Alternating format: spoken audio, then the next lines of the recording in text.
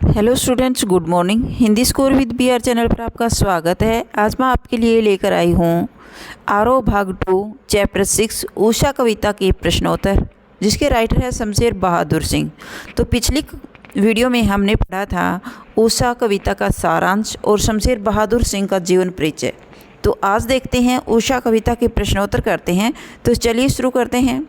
Question number 1 है, कविता के किन उपमानों को देखकर यह कहा जा सकता है कि उषा कविता गांव की सुबह का गतिशील शब्द चित्र है। किन उपमानों को देखकर कहा जा सकता है? तो देखिए, राख से लिपा हुआ चौका, बहुत काली सील, स्लेट पर या लाल खड़िया चाक मलना, किसी की गोर झिलमिल देह का हिलना। ग्रामीण परिवेश में गृहिणी भोजन बनाकर चौका राख से लीपती हैं, जो काफ़ी समय तक गीला रहता है, और काले सील पर केसर पीसने का कार्य भी प्राय स्त्रियां ही करती हैं, और काली स्लेट पर लाल खड़िया चौक मलने का काम छोटे ग्रामीण लड़के करते हैं। इस प्रकार इन उपमानों को देखकर यह कहा जा सकता है कि उषा कविता गांव की सुबह का गतिशील शब्द चित्र है। नेक्स्ट है, भोर का नभ, राख से लिपा हुआ चौका अभी गीला पड़ा है। नई कविता में कोष्टक, विराम चिन्हों और पंक्तियों के बीच का स्थान भी कविता को अर्थ देता है। उपर्युक्त पंक्तियों में कोष्टक से कविता में क्या विशेष अर्थ पैदा हुआ है, समझाइए। कवि ने अपनी पंक्तियों में कोष्टक का प्रयोग कर अपने कथन को स्पष्टता प्रदान की है। अभी गीला पड़ा है राख से लिपे हुए चौके की जानकारी देता है। कवि कहते हैं कि यह चौका प्रातःकालीन ओस के कारण गीला पड़ा हुआ है। गीला चौका अधिक गहरे रंग का होता है, पर सूख जाने पर उसका रंग स्लेटी और हल्का हो जाता है। नेक्स्ट क्वेश्चन है, अपने परिवेश के उपमानों का प्रयोग करते हुए सूर्योदय और सूर्यास्त के शब्द चित्र खींचिए। तो सूर्योदय का है, गुलाब की लाली चारों ओर फैल गई।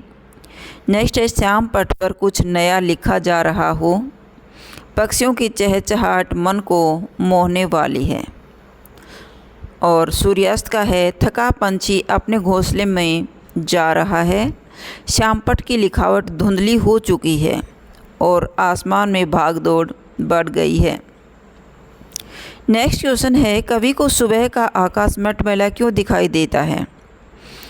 कवि को सुबह का आकाश मटमैला इसलिए दिखाई देता है क्योंकि उस समय आकाश गहरे नीले रंग से गहरे स्लेटी रंग में तब्दील हो जाता है। गहरे नीले और गहरे स्लेटी व काले रंग के मिलने से कवि को आकाश राख से लिपे हुए चौके के समान मटमैला व पवित्र दिखाई देता है। नेक्स्ट क्वेश्चन है, कवि ने किस जादू के टूटने का वर्णन किया है? कवि ने सूर्योदय के बाद आसमान में चढ़ते सूरज के साथ साथ सम्मोहित कर देने वाले, पल पल रंग बदलने वाले तथा प्रातःकालीन आकाश के जादू को टूटने का वर्णन किया है।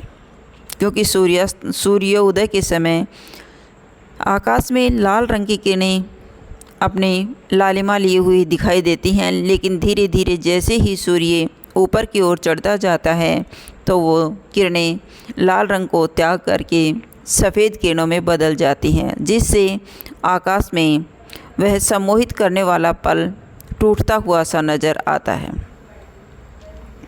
नेक्स्ट है, निम्नलिखित काव्यांश का भाव सौंदर्य बताइए। बहुत काली सिर जरा से लाल केसर से कि जैसे धुल गई हो। सूर्योदय होने के साथ ही आकाश में हल्की लालिमा छाने लगती है और आकाश के स्लेटी रंग में सूर्य की लालिमा का लाल रंग मिलने से कवि को आकाश ऐसा लगता है जैसे किसी ने काले सील यानी काले पत्थर पर लाल केसर पीसकर उसे धो दिया गया हो। यानी कवि को उस वक्त आकाश लाल केसर से धुले हुए उस काले सील के समान दिखाई देता है, जिसको धोने के बाद भी उसमें केसर का हल्का लाल रंग रह जाता है। उसी प्रकार स्लेटी रंग के आकाश में लालिमा बिखरी हुई दिखाई देती है। काली सील में अनुप्रास अलंकार है। बहुत काली सील जरा से लाल केसर से, स्लेट पर या लाल खड़िया चाक मल दी हो किसी ने, में उत्प्रेक्षा अलंकार है।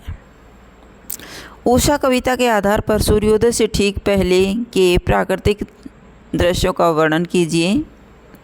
इस कविता में कवि ने सूर्योदय से पहले यानी भोर के समय के हर पल रंग बदलते आकाश व प्राकृतिक दृश्यों का बहुत ही सुंदर चित्रण किया है। कवि ने भोर का नीला आकाश नीले शंख की भांति तो स्लेटी रंग का आकाश राख के लिपे हुए चौके जैसा पवित्र लगता है। एक दूसरे की उपमा दी गई है। सूर्योदय होने से पहले आसमान में छाई लालिमा वाला आकाश कवि को केसर से धुले हुए काले सील की तरह दिखाई देता है।